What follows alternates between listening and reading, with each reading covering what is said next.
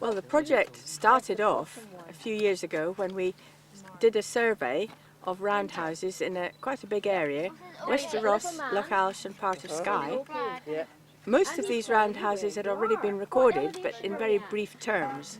And so we went and measured and looked at the landscape and worked out all sorts of things about which way the door entrances were facing, how thick the walls were for all these roundhouses. And they are on a database now, and eventually they'll be on the national record. We probably looked at about 300 altogether, which was quite a lot. We found some interesting things. A very big proportion of them were in spots where they would have got a lot of wind, but they had lovely views. They didn't seem to want to tuck themselves into the hillside, like you might want to do nowadays. We also found a huge variation in size and in the, as far as you could see from the surface, in the type of construction of the walls. So we thought we would like to investigate a bit further. So we drew up a project where we were going to excavate in a small way 6 of these roundhouses, 2 in each of 3 areas, 2 in Achiltibuie, 2 at Loch Rhue and 2 in Gairloch.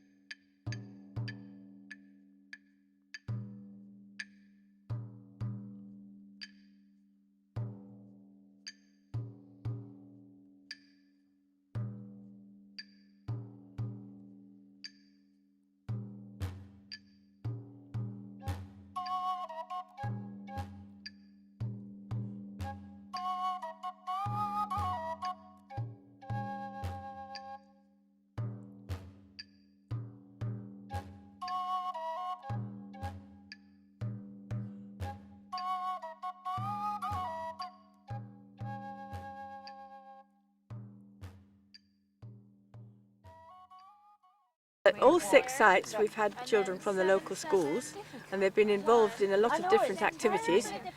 One of the things that they've been doing is looking at the soil pits that we've dug, so that they can find out a little bit more about, we've digged the soil pits so we can find out more about what's going on in the landscape around the roundhouses.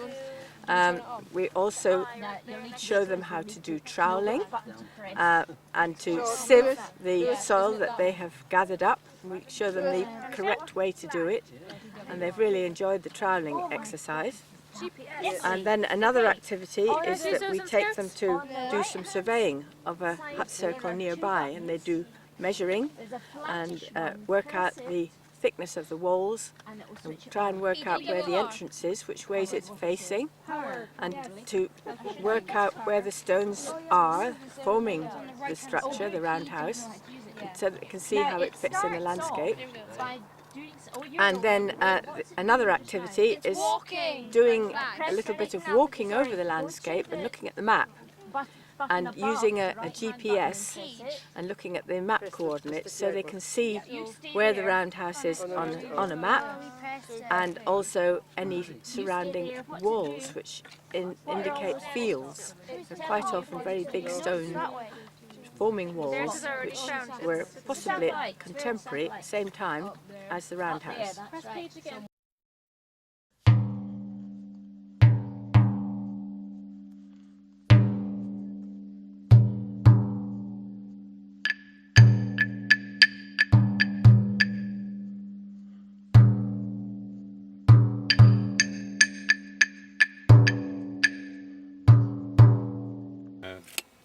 Visible evidence here, we've got both the walls to either side of the circle.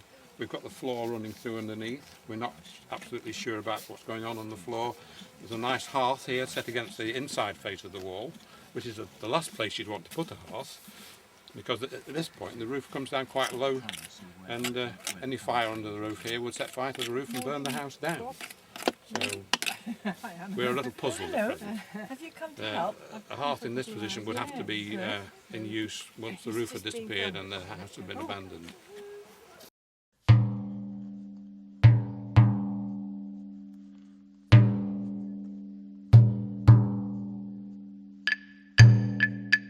So it possibly has been used as a hammer. Right. So, would you like to wash it? Yeah, John? I'll give it a wash and we'll see what it comes out as.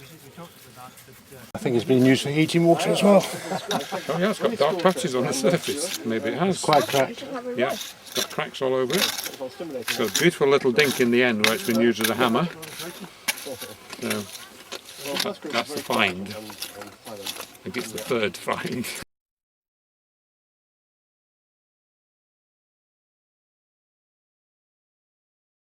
High school children went back into their laboratory at school, and they had the benefit of Professor Ing and his wife, who came and gave them a lesson on soils in the lab, and they learnt how to describe the soil and the samples that they had with the colour and the feel, the texture of it, and they measured the pH or acidity in a fairly crude way, but to see how acid the different layers of soil were. And they also put a measured amount of soil in a measuring cylinder, added water, and had then to explain why the water didn't come up quite as far as they expected. So they were looking at the porosity of the soil. The primary school children did a variety of activities. They drew pictures of the soil trenches which they'd been shown with the different layers and colours of soil, and they made models in Achiltibuie Primary School.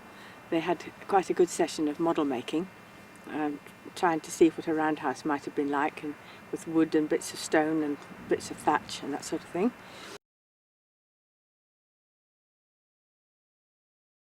Well, I became so interested in roundhouses, which seemed to be a completely new field in Wester Ross, that I ended up with much help, of course, from Anna and Martin, putting together this booklet, Guide to the Prehistoric Roundhouses of Wester Ross and Parts of Skye, which contains a lot of detail about Anna's work.